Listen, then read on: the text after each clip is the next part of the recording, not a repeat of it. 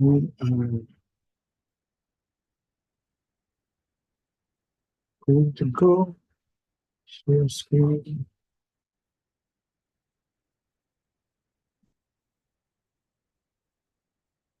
All right. Good evening and welcome to another in our Navigating Life sessions. The Navigating Life series actually started pre-COVID. So we have been going around for a little while, and just want to welcome you. It's an outreach program of the St. Andrew Church of Christ, and we just want to alert you to the fact that you can, in fact, access these sessions through various media. One of them would be our website, standardchurchofchrist.org/media, or on YouTube, Simply Christians JA, Simply Christians with the S, Christians JA, or on Facebook, Simply Christians JA. Just again, want to alert you to the fact that this is an outreach program of the St. Andrew Church of Christ. We actually meet on Sundays at 77 Reddings Road, and our worship service starts at 9 a.m. and then we have a series of Bible classes right after that. And then on Tuesdays, we have a midweek Bible class starting at 6:30 using this very same Zoom link and password. I'm Trevor Smith, and I'll be your host this evening as we examine this next issue of navigating difficult conversations. Before we do that, let me ask you, if you don't mind, if we could bow for a word of prayer. Almighty God, we give you thanks, Lord, that we can look to you for guidance and for protection and for encouragement and for solace. We know, Lord, that there are challenges as we go through this life, and you have provided guidance through your word. We pray, Father, that we will look to you when we have these challenges. We pray, Father, that this session will be useful, helpful, that, Lord, that I may be able to share something that will be of value to our audience. We pray, Father, that this will be a safe space so that people will be free, feel free to participate. We pray all of these things in Jesus' name for his sake. Amen. All right. So, this has to be an interactive session. I plead and just ask the question, is this an issue for you? Navigating difficult conversations. My experience as I'm looking at life, and the nature of relationships and just how we navigate through life now, it seems to be challenging, and these conversations do not have to be generated by you, but sometimes you can't avoid it.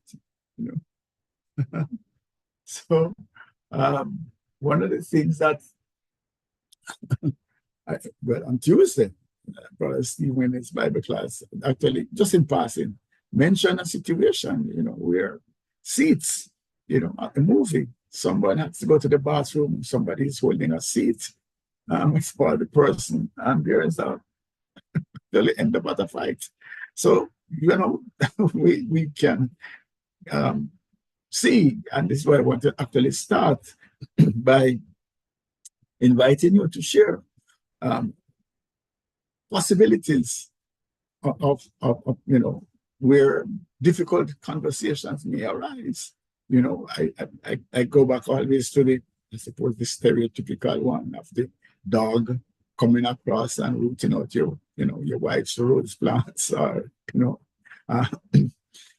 that kind of situation or noise, where there is loud noise. For example, let me put it straight out there, get myself in trouble here, but their neighbors have car alarms that go off at all odd hours of the night, and I'm in the middle of a session, and we hear the loud. So how do we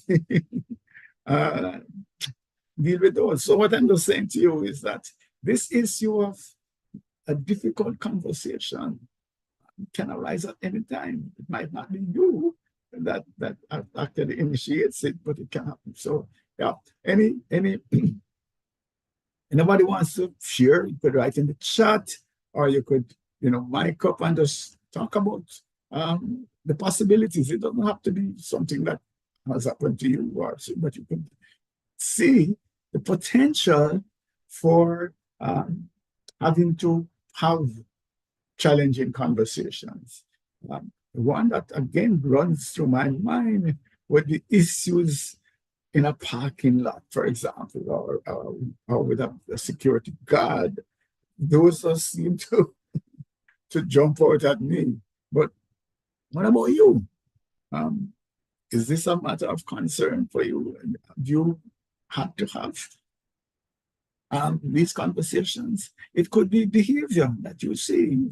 Maybe a child, or maybe not a child, an adult,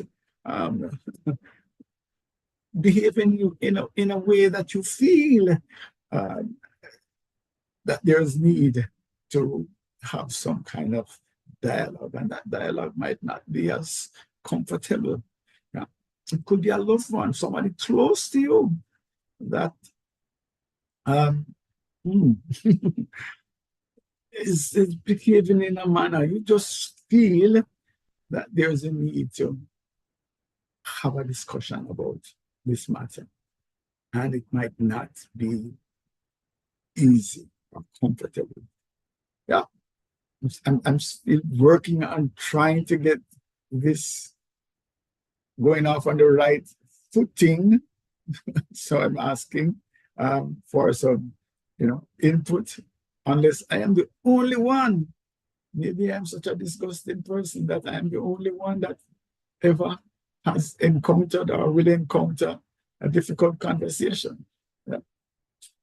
So, still waiting on you, but the context for the discourse this evening is that whether it is at work, play, at home,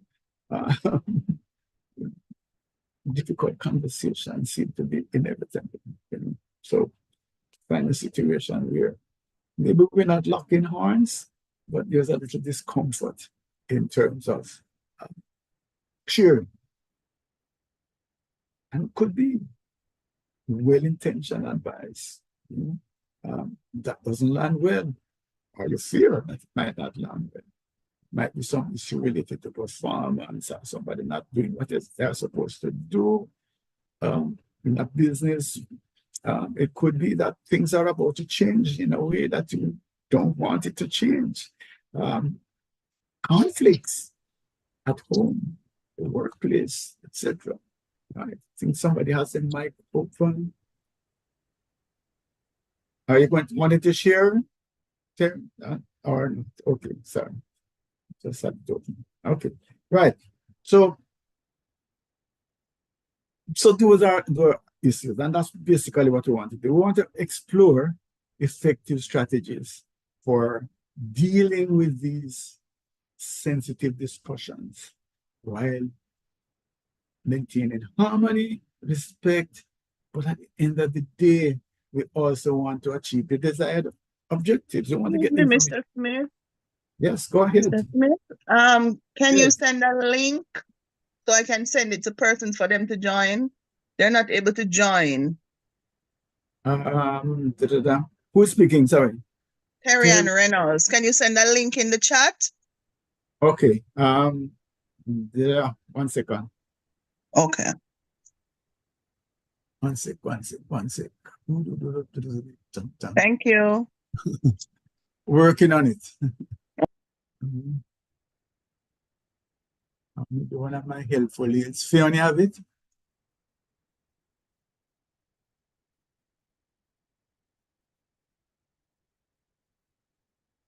One second.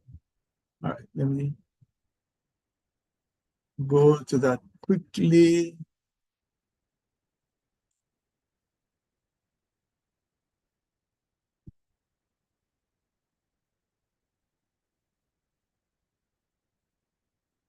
Okay.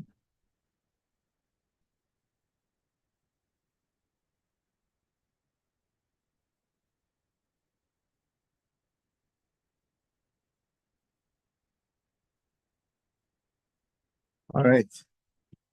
It's there now. All right. See it, Terry? Yes, Hello? Sam. Thank you so Okay. much. Okay, cool. All right, thanks.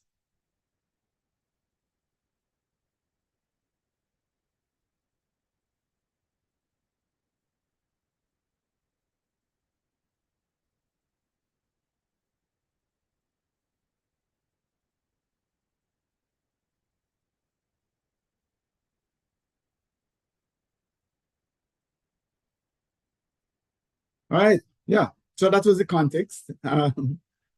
The idea of trying to see how we can avoid, shouldn't use the word avoid. Sometimes we need to have the difficult conversation, but we feel so uncomfortable that we avoid it. And that's not the objective. The objective is really for us to be able to communicate, to be able to have the discourse, but still maintain harmony, still maintain respect, right? That's that's what we're trying to do. So it's to get the message across um, with finesse. How easy is that? All right. So what we're gonna do, that's the plan, and I really think that this works if we get some interaction, some feedback from you. So what we're going to do is to share some strategies. We're going to run some ideas behind you that you might want to embrace or to discuss. And then I want to also now look at using a framework that we use. So I have a model. It's called Discerning Communication. Using the DISC framework. So I want to put that out there and then help you then or have a discourse then around how do we actually try to understand behavioral styles and to have the conversations, practice having the conversations with people that have different behavioral approaches. So when we look at someone who is maybe a bit more dominant and somebody who is more then using influence, steadiness, that's a base framework, and conscientiousness. So that's the game plan. So let's go. All right. So the first thing that I'm suggesting that we need to do if we're going to have these difficult conversations is before we enter into the conversation is, as it says here, be ready emotionally, nourish yourself. So before engaging, work to resolve what's happening inside you. Get to a place where you are comfortable. You are in a good place.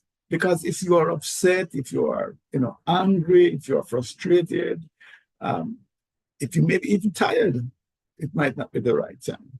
So make sure that you're on solid ground, good footing before you actually enter into the conversation. Just wait, because you might be causing more problems if you are heated and upset and so on. Yeah. And so you want to be in this place of being grounded, I'm saying, actually before.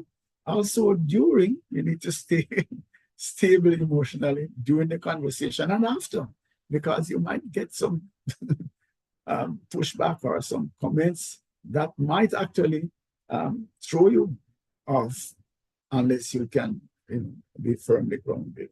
And then the other thing, again, as you prepare, and I hope they're hearing that you don't just waltz into these difficult conversations, that there is preparation before, that you get yourself ready before. So the other thing would be then to consider what are the possibilities? How might this person respond? so that you can at least put yourself in a mental state where you are better able to respond appropriately, whatever is thrown at you. And timing is critical. So we want to avoid having the discussion when the temperature is up, where it's heated and high stress situations. Maybe you need to postpone that discourse for another time. So people talk about a teaching moment. Is this a teaching moment or not? Sometimes, yeah, it's challenging to dodge having the conversation when the other party is not in a learning mode or in a mode that they are willing to accept information. So that sometimes is a very tricky situation as to whether this is timely. Sometimes people are saying that you need to be timely in terms of giving the feedback, giving the advice. And the other risk, though, is that timeliness might not be appropriate for the other individual. So those are some of the things that you really have to work at to find out, how do we develop the skill to find out, is this an appropriate time to share this? And are we going to miss the opportunity to get the message across if we delay? And that made it a default, because it's easy to just walk away and to say, something, let me leave it alone. And that kind of procrastination maybe is not helpful. So that's a tricky one. Again, this is the kind of thing that you would really want to have some discourse about. But I'm not going to tie up the meeting, the session, waiting forever. But please, I would love to hear if you have a challenge with that issue as to when to speak about a matter that needs to be spoken about, and whether this is now, and then how do you actually judge to find out, is the person in a mood to listen to what it is that you're saying? If we move it to the children, they are saying to you, for example, that sometimes if the child is throwing a tantrum, that's not a point at which they are able to hear and to accept correction. So you need to settle them down first, because the cortisol is up there and not hearing you as well at that point in time. So you need to bring calm before. So that may be the situation with us as adults as well. All right. But please don't use it as an excuse not to have the conversation. All right. So that's one. The second one is actually, what are the stakes? Yeah. What's involved in this conversation? Why do we want to have it? How important is it? Yeah. What is it that we want? What are our goals? Yeah. Are we seeking to resolve an issue? Are we trying to get feedback? Are we trying to get some alignment? Going forward, sorting out some issue with the relationship so that we can be on the same wavelength. What is it that we want? And again, in terms of the preparation, I think, we could brainstorm what are solutions, what are some of the possibilities in terms of a win-win that we can put on the table. Those are some of the things that we should prepare before we enter into having these difficult conversations. And then, what are the potential implications for this discourse? Could this ruin the relationship? Yes. Could it have financial implications? Let us say we're dealing with a customer, and we're having this discussion. Could it have financial implications? Suppose it is somebody that works for us or provide us with, supplies or whatever it is. Could it impact the logistics? That, okay, fine. The person has said, okay, fine. I'm providing taxi service to you, but you are so whatever it is. Find yourself home walk home or find some other means. I'm just saying, what are some of the implications? And what about your reputation? If we have this discussion, could it impact our reputation? Of course, I don't want to ever dwell on the negative. So look at the other side. Could having this conversation, this difficult conversation, enhance the relationship? No, that we have cleared that up. Whoa, no, you know, our relationship is so much stronger than before. Yeah. And it could go through the same things with the finances and the logistics and the whatever.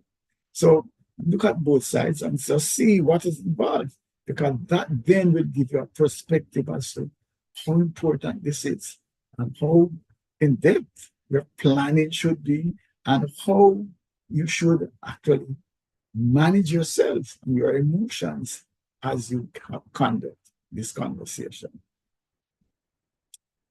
All right. Set the tone. Set the tone. So you're going to go into this discussion, this conversation, and you want it to be a safe space. Yeah. You don't want it to be a fight. No matter how contentious the issue is, you really at least want to have the participants be calm, relatively calm at least. So, we could set the table. We could make the point that your intention, my intention, is to have this discussion with you. It's important. I feel concerned about these issues.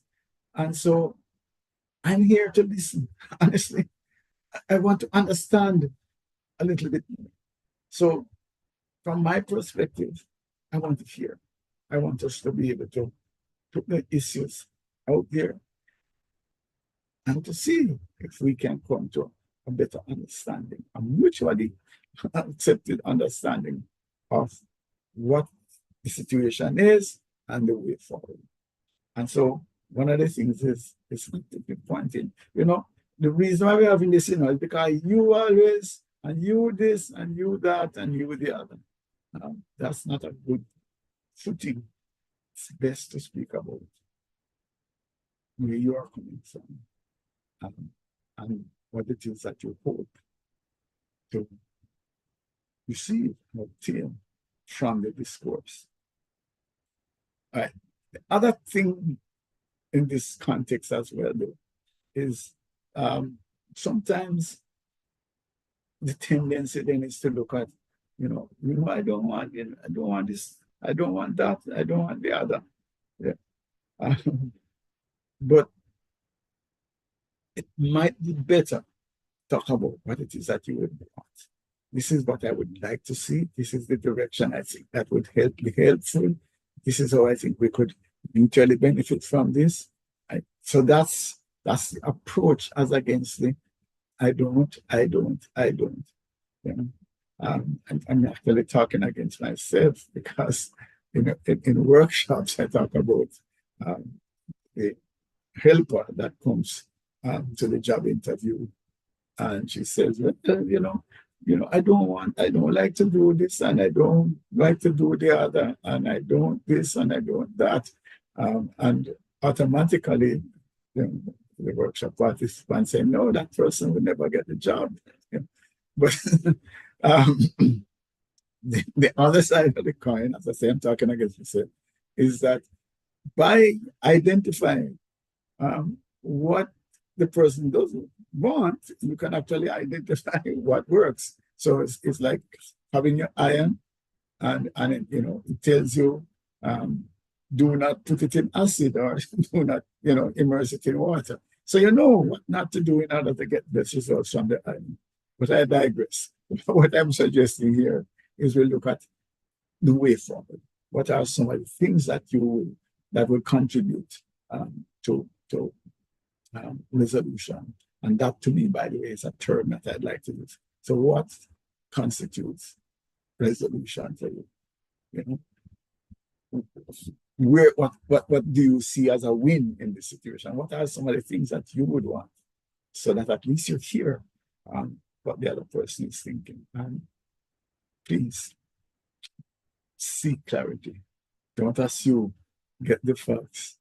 Might seem clear to you that this person means you no good, or this person has done this or done that. Clarify.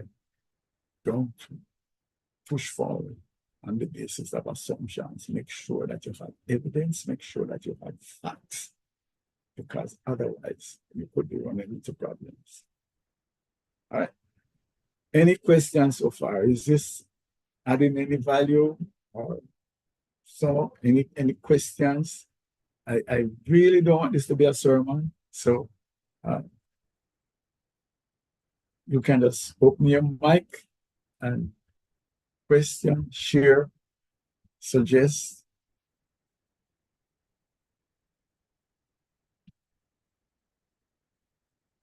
No? I have a challenge with my name is Terrian. I have a challenge with difficult conversations because I don't like confrontation. But I Okay. know the conversations need to be had and it makes you feel uncomfortable. Yeah. So what do you do? Do you avoid them or do you grin and bear it? Go ahead. Sometimes I avoid, but then the issue comes back up, so it has to be dealt with. So, you have to try and grin and bear through it. Yeah, Avoidance doesn't solve anything. absolutely. All right. Well, I hope that the stuff that I'm sharing will help you. Um, mindset is important, and that's what I've been dealing with so Yes, far. I hope so too. Right? The kind of mindset that we're going to the conversation with will help, right? Because you don't want to put, you don't want to be defensive, and you don't want to put the other party on the defensive as well. So hopefully, if you're going relatively calm or sure, know what it is that you want, it can, in fact, send a vibe that hey, this is positive. This is something that we're looking for solution. We're not looking to point out who did what, when, and all of that kind of thing. It's not about fault finding. It's about a way forward. So that's the first area, and then we're gonna go and look at the different styles. So thanks for the theory. All right. So the other thing is listening. You know, sometimes when we're upset and we have these conversations, we're not really listening. And when I say listening, I'm not just talking hearing. I'm talking about actually like being in the person's shoes, so that you actually hear them from what's happening to them inside. Yeah. So you want to look at the body language, you want to look at their emotions, their tone, etc., so you can know where they're coming from. That's a different level that would help you. So if you can just move outside of your story, I know you're coming into the conversation, you're prepared, all of this, you just want to unload it. And so in your mind, you want to keep on track, you want to keep on message, so you have what it is that you want to share. And sometimes in that mode, you're really not hearing and in an understanding, you're not feeling what the other person is saying. That's a risk that we have. And so difficult, and this is something that I think probably need training and development over time. It doesn't just come naturally, is that we have to see how we can get to a place where even though there's this burning need to get across our point, we allow for a deeper understanding of what's happening on the other side. What is that person saying? Where are they coming from? What is happening with them emotionally? That's a hard part of what it is that you have to do, because the conversation wouldn't be difficult, if you were cool and relaxed and it didn't matter. Yeah.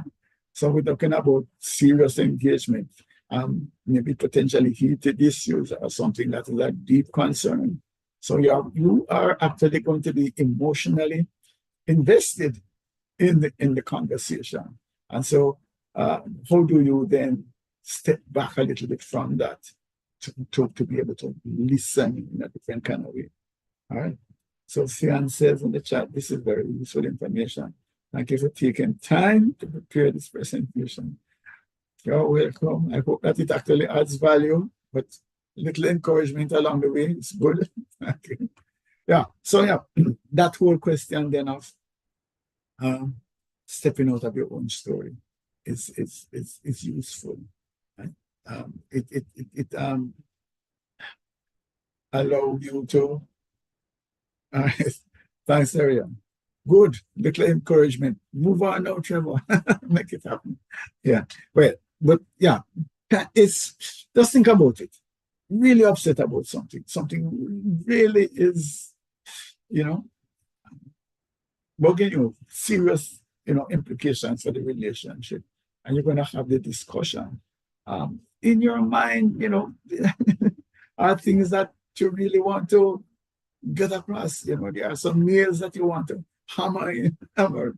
Right? And here it is that we are saying you're going to get better results if in the middle of all of that, you find a way to say, what are the nails that the other party wants to be hammering in? What is it that in their mind that they can't wait to put on the table? Where are they coming from? Are they as invested in this as you are? So that's something that it's a part of the growing of intelligence, emotional intelligence. I find that it's not easy. So, but it's something that would help. Clearly, it would help. All right. So let's look to. I think it's not moving. Okay, fine. All right. This is a little kind of fun one, It's not. But if you think about the politics, you see these people speaking, and they're actually reading from the teleprompter, right? And some of them are accused that when they move off the teleprompter, they say things that, put their foot in their mouth, right? So that's why I put it, speak as if from a teleprompter. Kind of keep to your script and don't let a comment from the other party, throw you off. And all of the preparation that you had, that, okay, remember now, Trevor, when they get mad, you're not going to raise your voice, when all of that. And then suddenly something is said and, that goes out. So try and stick to your script, try and choose your words wisely and avoid the grandstanding, just keep to the script, keep to all of what you had rehearsed, try and stay there. Yeah. And again, be upbeat. This is a search for solutions. This is not something that you want to beat somebody over the head about. This is not your own. But so I hear you. I understand. Well, I think I understand what it is that you're saying and your concerns. I would like for us to examine some alternative options. So I'm not saying that your idea or what it is that you want is not so good or nonsense or not so right. I'm just saying maybe we should have an exploration. Let us look at. I hear, yeah, I think I understand what it is that you are saying, or I hear it. But I would like for us, not both, sorry, not both. See, practice after practice. And I hear you. And I would like for us to explore some alternatives, some other options. Let us see if we can look at other ways of dealing with the issue. Okay? Not, yeah, no, I don't want to hear that. It's about, let us look at some other possibilities, So the and, say, I just fall in the Trapperella with the but, because the understanding is that but negates everything that went before. Yes. So when you say, I appreciate what you're saying, but it just means that you really don't appreciate what you're saying. That's the understanding of how people receive but. Yeah. It's at least it negates, it diminishes the value of what you just said. So the idea would be and instead of the but. Simple matter, but it makes a huge difference in the communication. Yeah. I hear you, and I would like for us to discuss this further. It's a different thing from I hear you, but I want us to discuss this further. I hope that I'm expressing it in a way that's clear.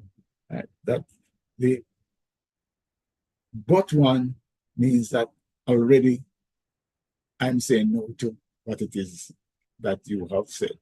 The and one suggests that maybe there's openness. It's minor, it might sound minute, but it is significant and it does make a difference in terms of how people hear it and how they respond to it. All right, be open to criticism. Yeah, so stay open. Yeah, so it might arise. The person might say something that don't land so well with you, but don't let it throw you off. That's the key, because that's one of the things that we're talking about. Before in your preparation, just think through how the person might respond. Yeah. And this might come up then. So if this is something that is a criticism, if it is relevant to the discussion, what it is that you're trying to achieve, then you can even discuss it. Of course, if it's something that, let us say it's race, I don't talk to this color person, or I don't do, then maybe you just go past it. Yeah. All right. Well, this is going somewhere. um, Collaborate. Yeah. The intention. If you have the mindset that this is a win-win, a goal that you are trying to see that makes sense of both parties, then see how we can engage the other party. Both parties should be engaged. So it's not a pontification. You know, well, this has to happen and blah, blah, blah, and this is what I want. And, you know, if you think about what should be discourse between Biden and Netanyahu, it's not happening. This is, no, this must be, and this has to be. That's the kind of thing that we're talking about that leads nowhere.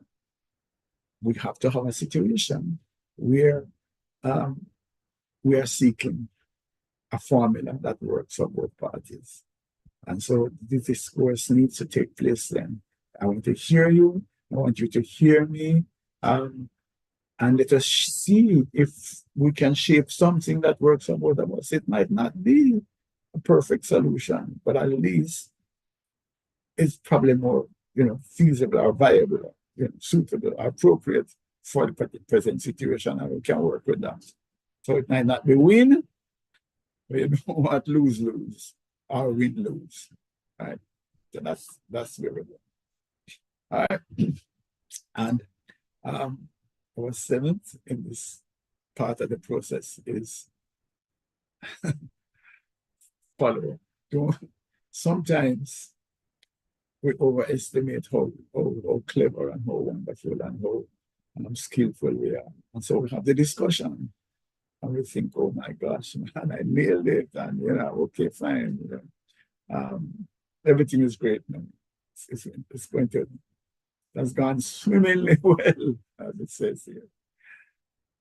And then you find out really and surely, no, we had some little loopholes, we had some things that were never tied up, and the problem is they're just the same. Yes. So Terry said we're not avoiding doesn't solve the problem, but also half-baked solutions don't solve the problem either. Sometimes we really need to carry things to a logical conclusion, so that there is commitment, there is understanding, there is agreement, and follow up on those things to make sure that those agreements are actually being maintained or being met. So that's what I'm suggesting. This piece, this is important, because sometimes we actually go through the stress and actually have the conversation. but then there's no difference, because we just wanted to get out of it. So we have the conversation, and there seemed to be some kind of agreement. And oh yeah, okay, fine, let's wrap this up and go and go. But a lot is left on the table. A lot is left on the table. So don't assume that there is, full some agreement and we're actually walking hand in hand and everything is great. Pin down. So what have we discussed? What have we agreed? How are we going to check and monitor whatever it is that this is in fact happening? Yeah. And what kind of accountability is there going to be? Yeah. So if we have these agreements and these agreements are breached, what happens then? Where do we go? Do we come back here now to start from scratch, or what? So those are some of the things that we need to tie down and to make sure that having had the dialogue, having had this difficult conversation, that something changes and changes in the longer term. And it's not just a recycled situation where, we're just going back over this until somebody gets fed up and say, something, I can't bother with this conversation anymore. Let it be as it is, because it's a waste of time. Why am I going back over this? So that's the risk that we have. All right. So let us run through this quickly because we're going to change gear and go into the behavioral ones. So the first thing is get ready. Put yourself in a position where you are free emotionally. You're not angry, you're not frustrated, all of those things. You're not stressed. Get yourself in a place where you can, in fact, have the conversation from a well-grounded position, and try to keep that grounded during and after the conversation. And in your preparation, try to anticipate what could go wrong, what could go well, so that whatever it is that comes up in the discourse, you can sort of deal with it. And timing is important. Yeah, timing is important in two ways. One, sometimes the conversation needs to happen in a timely manner, so that it's not well afterwards and nobody knows what you were talking about and all of that. That's one. But also make sure that the other party is in a position to be able to take the feedback. Yeah. So they are not like we talk about, in a child in a tantrum. We are not so emotionally upset that they can't really hear you. They're not ready now to take on the feedback. All right. So that's one. And mistakes. Right? It's very important to understand what is it that you want from this. What are the goals? Have clarity in your mind as to what it is that you want, and then do the brainstorming to find out how could this be achieved? What are the possibilities? Yeah? What are the options in order for you to get some kind of a win-win? Right? And count the costs. Count the costs. Or it could be, what are the benefits, of having the conversation? So it's not just the cost. It could also, what are the benefits? And then set the tone. Enter the conversation. Try to create a safe space. I'm here. I have this concern. And I wanted to just have the dialogue. So I'm here to listen and try to understand, right? I'm not here to pontificate. I'm just trying to understand better what the situation is. Not place a focus on what you don't want, but really what it is. For me, situation could be improved in this way, and this way, and this way. As against, I don't want this, I don't want that. Right? And the assumptions, please. Sometimes we are very clear in our minds as to what the situation is, what the person said or did or make sure that we get the facts. Make sure that we get the facts. And don't go ahead now on the basis of some assumptions that we have about the person's motives or their intentions or what they did or didn't do. Like, try to get the facts. Listen, listen from inside their shoe. What I mentioned is that you have your bank of stuff that you want to unload, you're, emotionally charged. You have to think about all of these things. This is the message I want to get across. Well, the other person also have their stuff that they want to get across. Someone, by magic, see how you can pause long enough to try to reflect on what is the bag that they have. What is it that's burning for them? What is it that they want to share to get across to you? So if you can do that, it would help. And part of the ways of doing that, some of the trick in doing that is to watch the body language. Look at the words that they use, look at the tone, etc. While maintaining eye contact. You can learn a lot from the body language as to what the person is saying. So are their words matching the body language or not? Or is there a misalignment? That's part of what it is that we need to do. All right. And then the fifth one we were saying is that stay on message. Yeah. Be like the politician. Read script. Don't go off script. Don't let some word or another throw you off. And please, try to stop the grandstanding. Just come to a place where you want to have solutions, right? You are wrong. We talked about that. That is not, no, you're wrong. It is really, I'm hearing you, and I'd like for us to look at some alternatives, to look at some other options. If you don't mind, I would like for us to. So I hear you, and I'd like for us to look at some other options. And got it right this time. I didn't say the but, because many times saying, I hear you, but,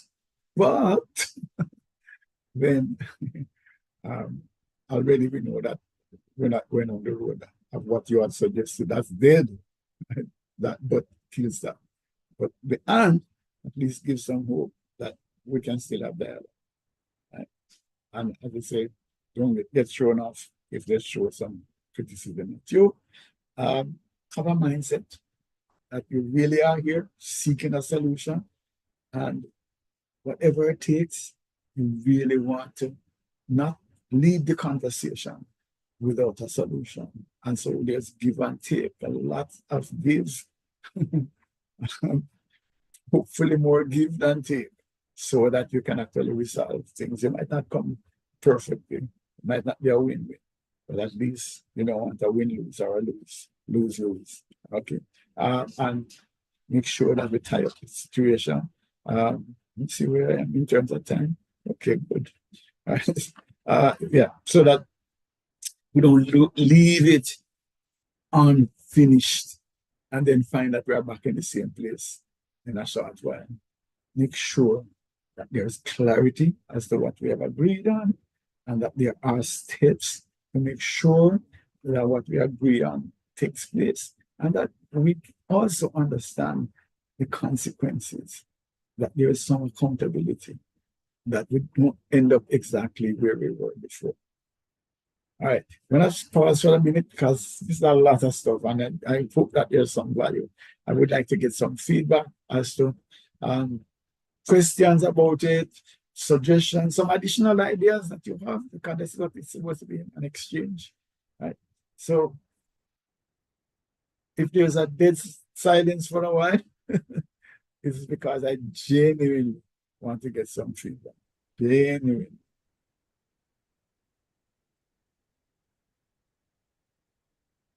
Brother Smith? Yes. I know conversations, face-to-face conversations, can be difficult and uncomfortable. Do you think that all that you have said is very good? Could that be done online via email. You could send an email to a person, have exchanges of email. And then maybe at the end of those exchanges, we can meet over lunch and, we have agreed on so many things. But some people might be just uncomfortable and nervous to be in a setting where you're face to face with someone. What do you think of that idea, using exchanges by email to get to some solution? All right. Tough questions assessment. All right. So let me tell you, I understand it. The one challenge that I would have with it is that the written word is hard to communicate the emotions, to communicate the, all that you're thinking. It is so easy to misunderstand what is written, because even you, when I say you, I mean me. If I'm writing something, the words that I put down there might not convey the nuances that what I really mean. It's hard to capture in words what it is, written word, what it is that you want to convey. Whereas if in your body language and face to face, you could convey. I love online, by the way. So in terms of emails, that's the danger that I see, in that it's hard to capture. I'm Terry and to capture exactly what it is. Let me tell you, even it happens to me. You get an email and you're reading it, and man, the response is so, and then maybe some long time afterwards, or whatever it is, you go back and you read it again and say, oh, that's what they meant. Oh, that it wasn't so and so. And so there's going to be a disjoint on both sides. One is that what you really meant, you didn't actually capture it properly. And the other person might also misinterpret what you meant. So that's the difficulty. I hear it, though, in terms of at least having the courage to do something about the issue.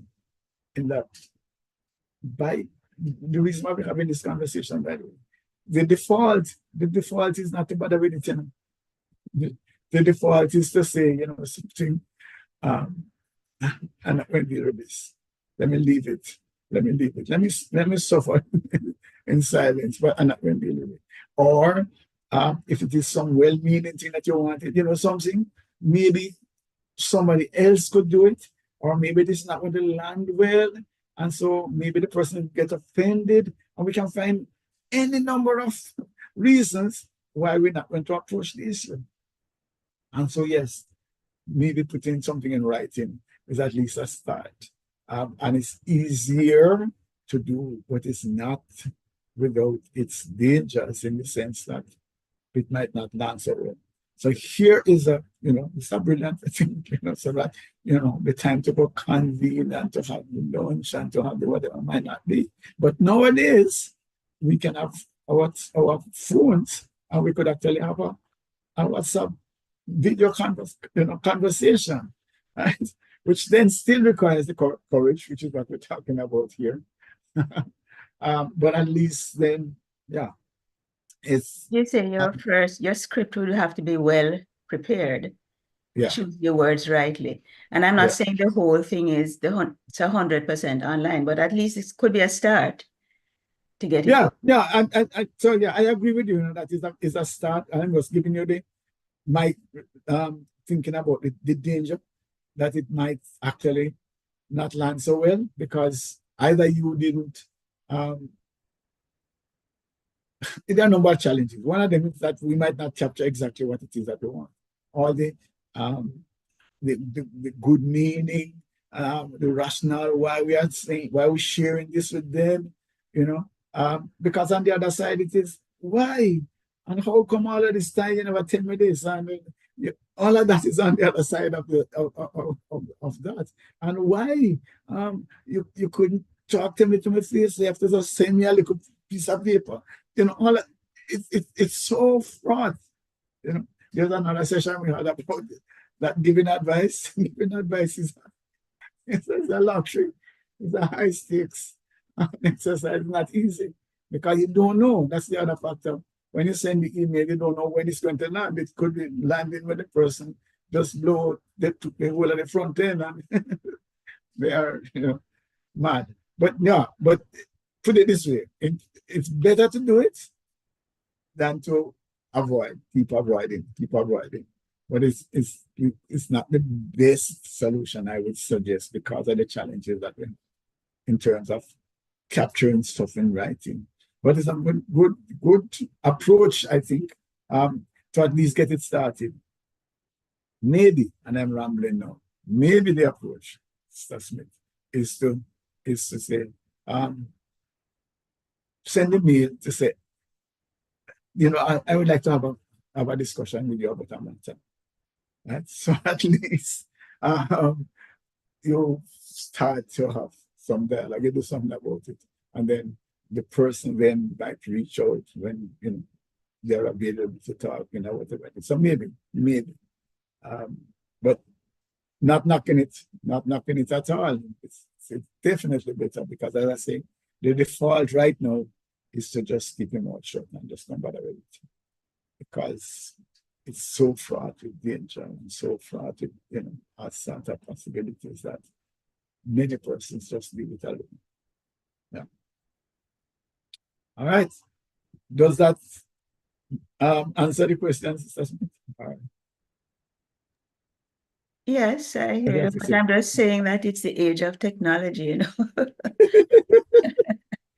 Nobody going out face to face anymore. But yeah, it makes sense. It makes sense. It's a face, face. It's your face now. Myself conversation. All right. Thank you. It's an interesting discussion. All right. So now, here's part two of the discourse is to actually provide you with a framework that helps. So it's not just all the things that we talk about, the potential challenges. It's also being able to pick up the behavioral style of the individual. So let's talk a little bit about behavioral styles.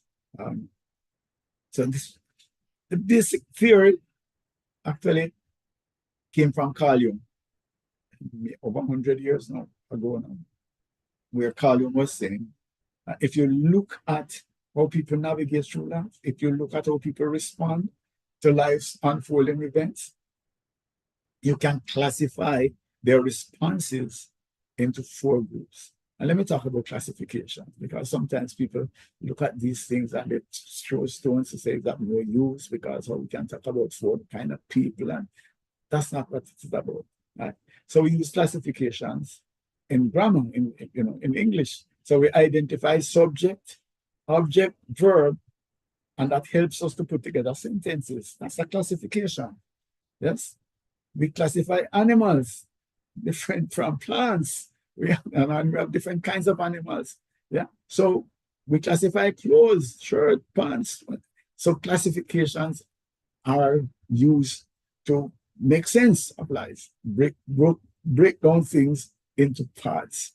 That's basically what it is. So the classification we're talking about here is to classify mindsets. Personally, I like to look at it as toolkits. So we have these behavioral toolkits, right? Sets of behaviors, all sorts of nuances around that particular kind of behavior, kind of approach to life. And so we have 4 bags of tools that we use to navigate through life. One bag of tools with a whole set of behaviors in that bag is what we call, or Jung call, dominance. Daring, direct, driven, dominant, yes, maybe even dictatorial. Yeah, so those are decisive, making things happen, wanting to control things itself. That's one set of behaviors. Another set of behaviors, Jung used the word inducement. Nowadays, people call it influence. So that's the I style. That's innovative, creative, involved, very interactive, want to connect with people, yeah, tell stories, want to create. This is it. This is the vibes master. So that's influence. That's your eyesight.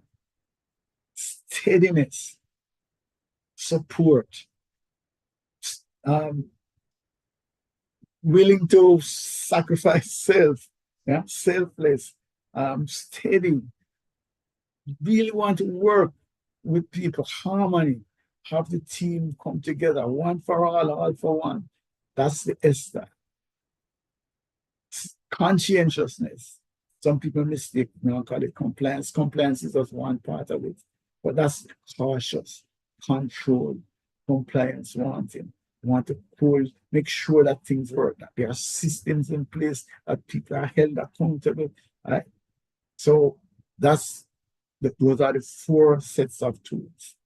And what it is that all of us, at some point in time, use tools from all of the 4 toolkits. And the reality is that there is a tool in one of the toolkits that works best in every situation. We might not be able to get to it, but we do use tools. But what happens is that we tend to have a preference. We have a favorite thing. So there's a carpenter who's really, really more comfortable with a chisel. So that is his go-to tools. That's basically how we are.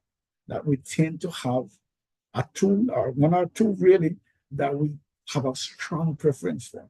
At the same time, we have some of the tools that, man, really, we really don't want to go into that bag because it's so uncomfortable for us. So that's basically what this is about. And so the key also is that we can go into any bag at any point in time. So what it is, the skill that we need to develop is to find out what tool is being used. We don't want to go around now to saying that this person is a D tool user and this one is an I tool. No, that is not so useful. Really and truly what it is in this moment, what tool is being used. That's a skill that you can work on and develop. Right? You can talk to me about some training. But yeah, but that's the idea then, is what if we are engaging with somebody who is using a hammer as against somebody who's using a chisel or a saw, our response is going to be different. And that's basically what it is. So if we can get to this model that we have developed around Jung's theory, or model of communication, we can then learn to pick up what style is being used and to respond appropriately to that stuff. That's the idea. I see something in the chat. I joined late and I'm recognizing the value and wisdom being shared. Wow, and that's kind. Or some more at the top. Will I record? Yes, it's being recorded. It's on YouTube as we speak. Right. Okay, yeah. I'll share it at the end as well, Dean. All right. So, yeah. So that's the model that I want to share, and just give you some insight. This is very useful stuff. All right. So let me just give you again a quick thing about why I'm sharing this part. In addition to the 7 tips that we gave before, is the dominance. Remember, outgoing, assertive, direct. So the communication style tend to be bullet points. Bam, bam, bam. Yeah. Want to have solutions. So yeah. All right. Let me focus in there. My eye. All right. So I was asked. This is kind of embarrassing, but I'm going to share it anyway. I was asked by 2 church sisters to listen to, and they said they were having a problem, right? And after worship, I sat and they were going through, and then one of the sisters started to say, took over, many years, and started the thing, going through all of what happened and happened and happened. And I sat up interrupting, and I said, all right, so I understand. I hear all of, Well, not often, but I hear what you're saying is, but can I ask a question? What is the way forward? What would constitute resolution for you in this matter? No, but Brother Smith, you have to hear the history.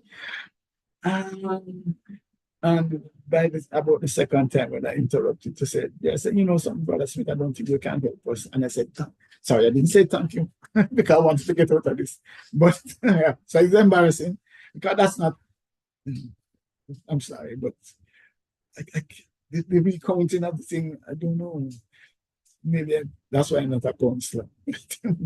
But so one of the that's by the way is that this this style approach to the thing is that just so all right, so here the problem. How do we fix this? How do we fix this? That's what the this style want to know. We have an issue here. How do we fix it? That's it. Yeah, come up to the 100 years of whatever on the room. Yeah, come on. Yeah, that's the if you want to solve the problem, deal with fix it. How do we fix it? Isn't that avoidance behavior? What is avoidance? It means saying that I don't want to hear the history?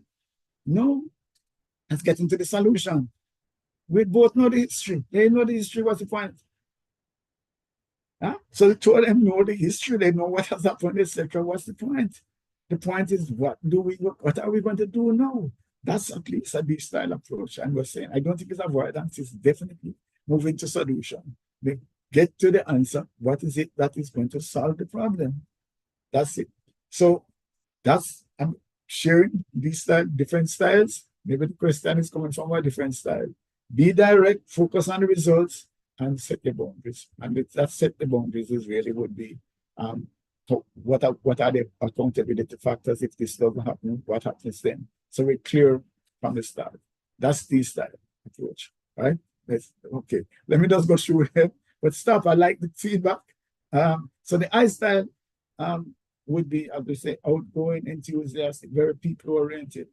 Their communication style is that they love the interaction, don't mind the stories, and they want rapport. The I style wants to have peace. They want to have everybody come together. And, why can't we just get along? That's it. Some don't want to have no cascades. They want to live in harmony, right? So part of what you need to do is to speak, be warm and friendly, and see how we can find creative solutions to the thing. And all along the way, we're looking at it positively that somehow or another this thing is going to work out right. And we're going to resolve this matter, and we're going to hit it off well going forward.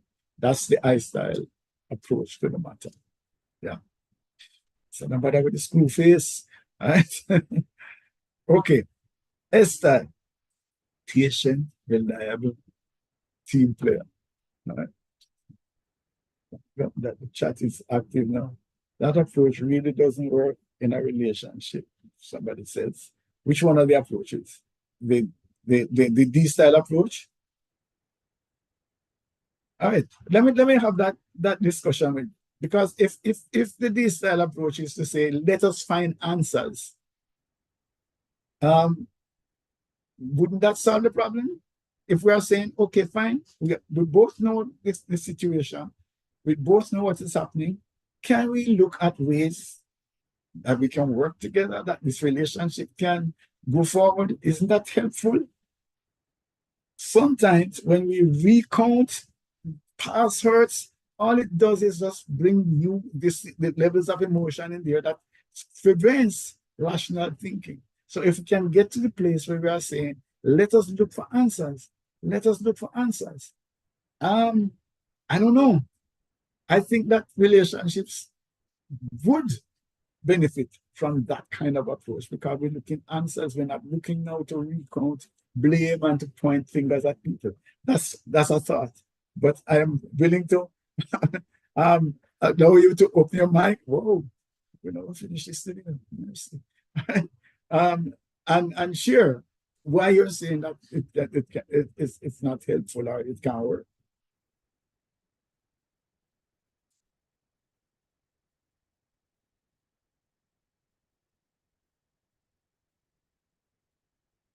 Coming on?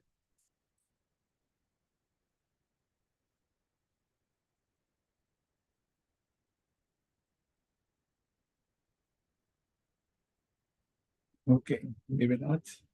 Um,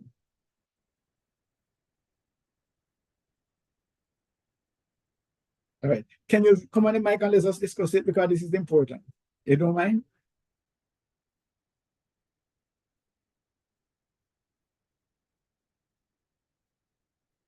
It will be a very useful discourse to have.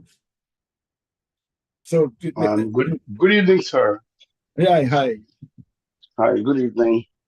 Thanks for your contribution so far. Thanks. Not saying that what you're putting across doesn't have its place, but it is, and you did make the point about communication, and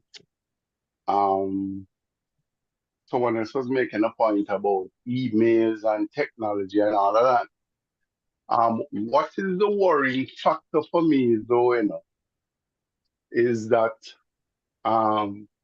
you might be communicating these methods with a good intention, all right? The other person might be using these methods with the wrong motive. So, for example, I'm the new kid on the block, right? And I'm in charge now, and my ego gets in the way, yeah? So I don't want to hear anything. I just want solutions. I'm just really interested in the bottom line figure, right? This is a business we are running, the customer is the key. So whether or not at the end of the day you are uncomfortable, or you are threatened, or other factors that would influence a reasonable setting, I am just looking at the outcome. It's not always a safe thing to do. Yes, it has its place, but in listening a lot of times, worse if you are being not sympathetic but empathetic, you can read between the lines and draw closer to a solution. In closing, I am just not a fan of sweeping things under the carpet. I'm really not. And I know the little that I know about marriage, I know that a lot of times that if you're in a relationship and you don't want to talk, or you don't want to listen, the enemy can come in, and there's always somebody else out there that wants to hear what you have to say. So, that's just where I am concerned. Man, but believe you me, I am so happy that you actually came and spoke, because that is a traditional. I do a lot of work with behavioral style, right? For long time. And that is one of the understandings that people have when it comes to this style behavior, persons who have this style. And some of the things, and so I'm glad that you put it out there, because it's so important. So here are some of the things. The assumption is that, well, go back to the case that I had used with the ladies, is that they recount the situation. So it's not sweeping the things under the carpet. The information is there. All right. The difference with the D-style approach now is that, having the information laid out, what do we do? Do we go back over and we keep reciting it so that one party can justify that they are victim and the other party can justify that they are, do we do that? Or do we say, all right, we need to move from that. We need to leave this discussion or this situation with a solution. Okay? So what is the solution? Right? It doesn't help to come to a position that, okay, fine, you feel satisfied now that you have cleared your victimhood, and the other one is saying, no, I am the victim. That there's no answer there. There's no solution there. All it is going to be is that two bitter persons are going to live. So, as I'm talking to this specific thing, we are saying, as brethren, sisters in the church who have, all of these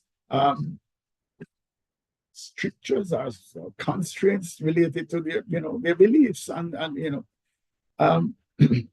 the commandments in terms of what they should do in terms of a relationship. How do we then deal with the facts that are on the table? We're not sweeping them under. We are saying, no, having got all of that, what do we do in terms of an answer? All right, so that is the church one. Let's go to the business one. All right. If you come on as the new kid on the block, and you are not prepared to listen to people, and you are just going to give commands, I'm not sure how long you're going to keep the job, but for sure, you're going to start to get resistance. And that is the problem. And I coach leaders and I talk to them about that, exactly that. One of the things that we find in business, let me share something. You used to do a lot more work with supervisors. Let's just, so you come to the job, let's just say it's a factory, right? And you're working, and in Jamaica, they tend to shout at people, oh, go do this, print out, whatever it is. So you are going through all of that. The day they promote you and call you a foreman or a supervisor, what that means to many Jamaicans is that it's your time of a shout, right? So you and I are on the same level, and we say, boy, I go on the man and just talk to people in kind of way, whatever it is. Tomorrow morning I get promotion, and I start to say, hey, Brent, I'm going to do this because my time is now. That's a problem. So we tend to misunderstand and misuse authority and this time, and that's it. That's part of the problem that we have in our society. By the way, we're going to a whole new ballgame in terms of the choking and the madness and the whole of the discussion. We don't understand how to use assertiveness, how to use being firm, etc., in a responsible way. That's part of the problem. So I hear you, and that's why I'm glad that you have come and shared, because that opens up a whole new ball game as to how this thing is understood and how it is misused. Yeah. And if you just look at the whole dynamic, especially in the workplace, where people just believe that once you have people reporting to you, it is I don't know, an opportunity to boss them around and to not listen. And I suppose it comes from slavery. Maybe that is the mentality that Massa used to do this, and so therefore that's the idea. That's how you use authority. All right, in a relationship in terms of marriage and so on, again, there should be some dialogue as to where we want to go. But for me, the dialogue should have some kind of a purpose, some sort of a goal. And we're not just now going to go and recite the problems that we have been having over and over and over, but that we can look at some kind of end game. Is there something that we can do to make things work better, that we don't go back over the same mistakes that we have made? Can we come to a mutual understanding on these issues? That's where we're going now. What I'm saying here, focus on the results and set boundaries and be direct. Say, this is what is the problem. this is where I see an answer. What are you seeing? What are your solutions? What are your answers? And then we can start to work together now to see how we can bring a win-win. Certainly not a win-lose or a lose-lose out of the situation. Unfortunately, we try to be responsible in terms of the time. So we're going to have to sort of wrap here. And what it means, please come back the first Saturday in each month. So definitely we will continue this course because I want to actually go through some practical examples of this course that we're going to have. So first Saturday in next month, let me look for a calendar if I can't find one right now. So also, I'm looking forward to seeing you next month. I want to have the dialogue. This is so powerful. Thank you for being a breath of fresh air. Thank you, sir. Yeah. Okay. So that's part of the where we want to go. That's it. We want to wrap this up now because we try to get out of here by 8 o'clock so that when people are coming, they don't have to feel as if we're going to ramble on and tie up the boat at the time. So we try to start at 6:30 and end at by 8. Just want to share, that some people have come on board. Sorry. Let me just stop share for a second and try to organize myself. All right, here we go. Oops. All right. Then I'm going to share again. Here we are. Okay. All right, so there was a question about the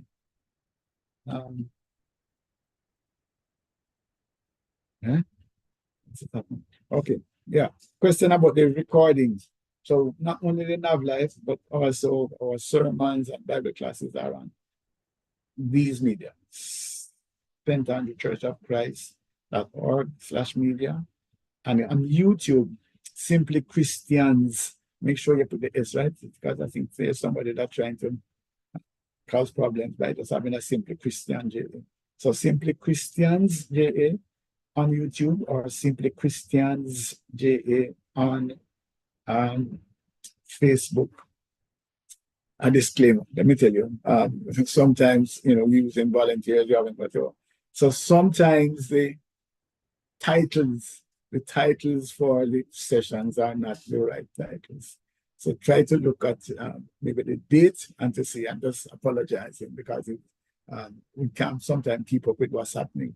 Right? So you might be looking for this and you might be talking about a Bible class or a sermon, whatever it is. So just click and just see if it is really the thing that you're looking for. All right. And I wanted to also just remind you that this is an outreach program of the St. Andrew Church of Christ. We meet at 77 Redwoods Road, and we have a worship service at 9 o'clock tomorrow. We'd love to see you. We have a Bible class immediately after. And there's a midweek online Bible class using the same Zoom link. It's on Tuesdays at 6:30 p.m. There was something sensible that I was supposed to say and I lost now. All right. We also have on the last Saturday of the month a grief therapy online outreach program where we try to help people who are grieving for whatever reason. So on the same Zoom link at 6:30 and at the last Saturday on the month. So the last Saturday is grief therapy and the first Saturday is Nav Life. Thank you so much for your time. I really appreciate the insights and the feedback and the hope that we're getting some value. The reason why you need to come back the next time is that we really want to look at the behavioral things. You see the discourse that we had here. It's so, believe me, there are some nuances that are so critical, so important that you really want to come back because we want to go through and speak to you behaviorally.